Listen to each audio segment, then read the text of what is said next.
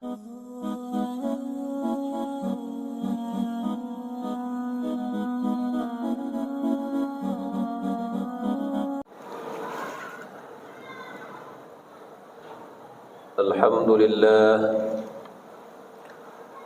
لله رب العالمين والعاقبة للمتقين ولا عدوان إلا على الظالمين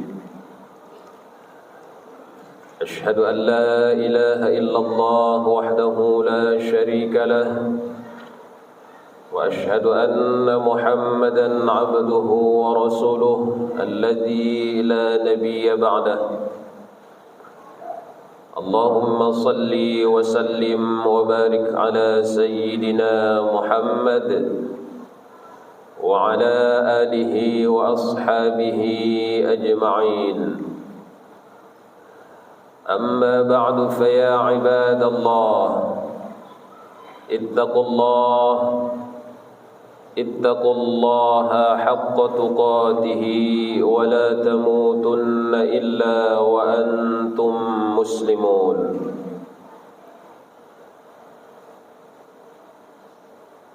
وقال الله تعالى في كتابه الكريم وهو أصدق القائلين أعوذ بالله من الشيطان الرجيم فبأي آلاء ربكما تكذبان صدق الله العظيم وصدق رسوله النبي الكريم ونحن على ذلك من الشاهدين والشاكرين والحمد لله رب العالمين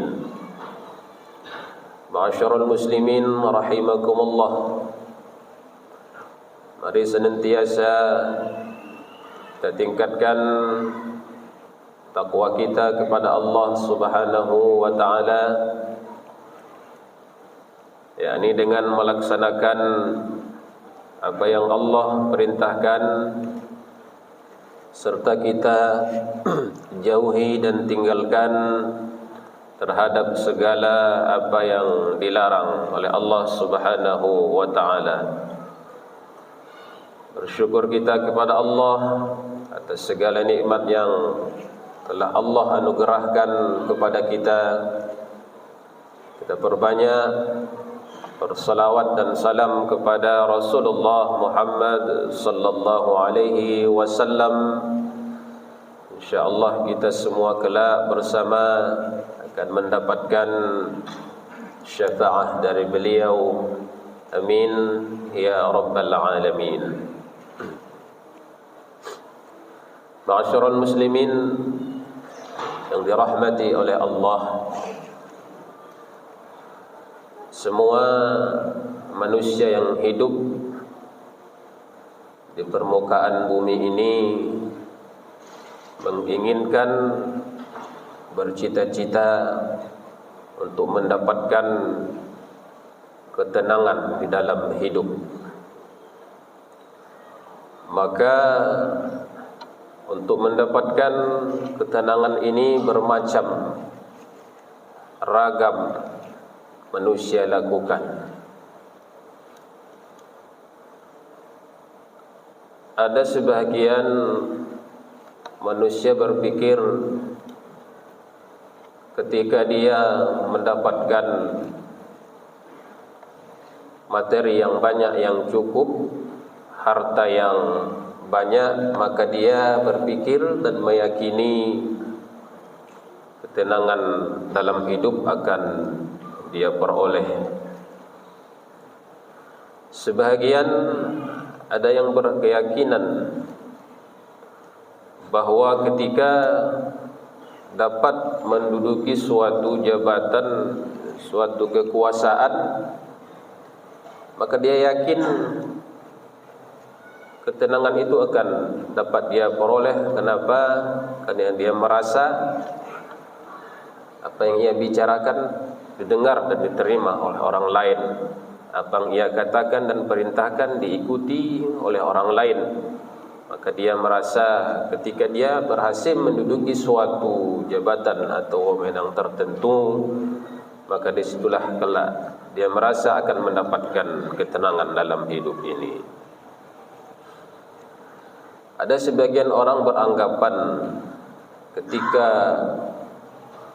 dia memiliki ilmu yang banyak, gelar yang cukup, dan kemudian mempunyai nama popularitas yang begitu tinggi dalam masyarakat, maka dia yakin sekali maka hidup ini akan dia dapatkan berupa ketenangan itu. Akan tetapi fakta, tidak sedikit orang yang mendapatkan itu semua di dalam kehidupan ini. Kadang ketika kita melihat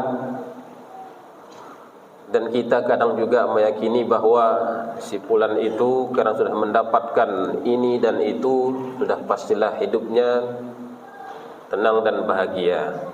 Akan tetapi sering sekali keyakinan kita itu, dugaan kita itu, kita terkejut. Kenapa? Karena faktanya yang semula karena seseorang mendapatkan sesuatu yang kita anggap membuat dirinya tenang dan bahagia, akan tetapi kadang bertolak belakang faktanya yang terjadi di masyarakat. Ma'asyiral muslimin yang dimuliakan oleh Allah, lantas sebenarnya di mana letak dan apa yang menyebabkan manusia itu akan memperoleh ketenangan dalam hidup ini? Rasulullah sallallahu alaihi wasallam pada suatu saat pernah ditanya oleh para sahabat. Kata sahabat, "Ya Rasulullah, wahai Rasulullah, aina as-sa'adah?" Di mana letak ketenangan, kebahagiaan itu? Lantas Rasulullah sallallahu alaihi wasallam mengatakan dalam sabdanya, "As-sa'adatu hahuna." Kata Rasul, ketenangan, kebahagiaan itu tempatnya di sini, kata Rasul. Sembari Rasul menunjuk dada beliau sebelah kiri, yang maknanya adalah bahwa tempat dan letak ketenangan dalam hidup ini adalah berada di dalam hati manusia. Ma'asyiral muslimin yang dimuliakan oleh Allah, maka Allah Subhanahu wa ta'ala sangat adil ketika Allah menempatkan wadah letak kebahagiaan itu di dalam hati manusia. Andaikan Allah Subhanahu wa ta'ala tempatkan ketenangan itu pada materi, maka orang kayalah yang hanya merasakan ketenangan di dalam hidup ini. Ketika Allah letakkan ketenangan itu di dalam jabatan, maka orang biasa akan jauh dari kata bahagia dan tenang dalam hidup ini. Demikian juga ketika ketenangan itu hanya Allah letakkan pada ilmu atau nama, gelar seseorang, maka orang yang tidak terkenal, orang yang biasa, yang jauh di sana, juga jauh dari merasakan ketenangan dalam ini. Akan tetapi dengan sifat adilnya Allah Subhanahu wa ta'ala, Allah letakkan ketenangan itu dalam qalbu, dalam hati kita. Maka siapapun orangnya, siapapun kita, apapun status kita, sosial kita dalam kehidupan ini, kita mempunyai hak yang sama, berpotensi untuk mendapatkan ketenangan di dalam qalbu kita masing-masing. Ma'asyiral muslimin yang dimuliakan oleh Allah, ada satu kata kunci yang telah Allah jelaskan dalam Al-Quran.